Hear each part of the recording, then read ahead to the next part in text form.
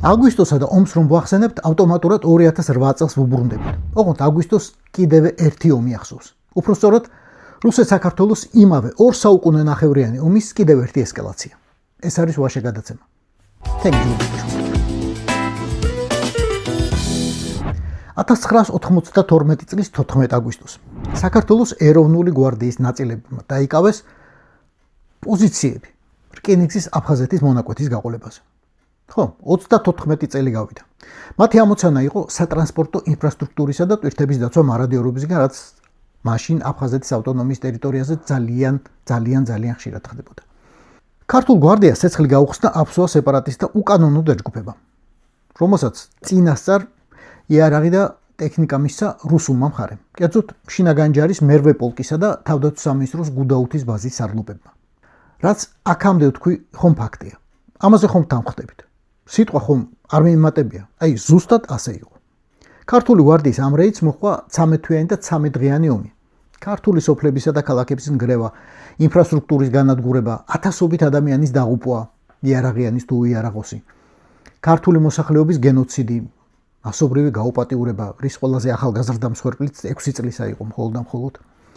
250,000 ადამიანის აყრა და გაძევება საკუთარი მიწიდან.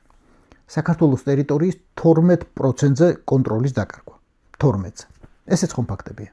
ხომ ვერც ერთ სიტყვაზე ვერ მეტყვით, რომ რაღაცას გადავამეტე. პირიქით, აი რამდენი რამე არ ვთქვი და რამდენი უბედურება არ გაგახსენეთ. და ამ ფაქტებზე დაყრდობით. მოდი, ახლა შევქმნათ საპარლამენტო კომისია, თავში ჩაუყენოთ თეა წულუკიანი და მოვამზადოთ დასკვნა, როგორ დაიწყო შევარდნაძემ ომი აფხაზეთში.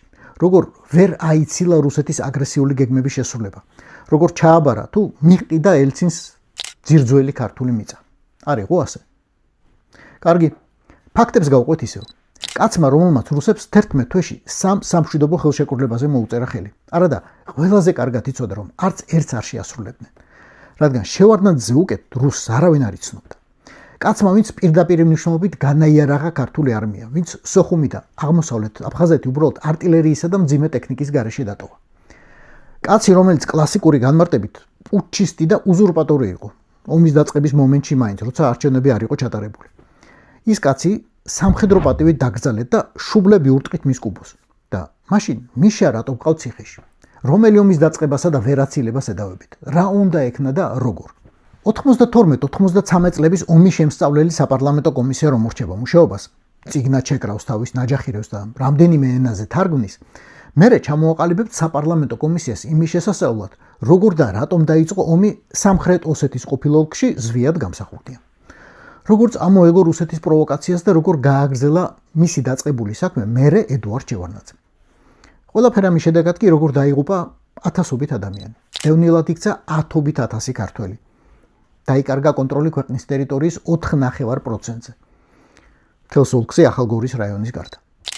კი, ვიცი, დიდი ჯაფა დაადგება ჩვენს კაფანდარა ქალბატონს. ბევრი ექნება სამუშაო და საკვლევი, მაგრამ ავტოწულუკიანის ქალიშვილზე უკეთ ამ საქმეს ვერავინ გამოიწიებს.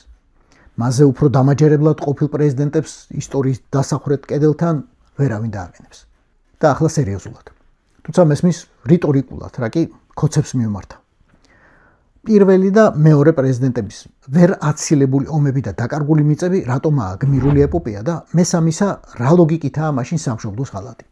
აი ეს გამაგებინეთ მხოლოდ. რა უნდა ექნა ხელისუფლებას, რომ 2008 წლის 7 აგვისტო მშვიდობიანად აღამებულიყო.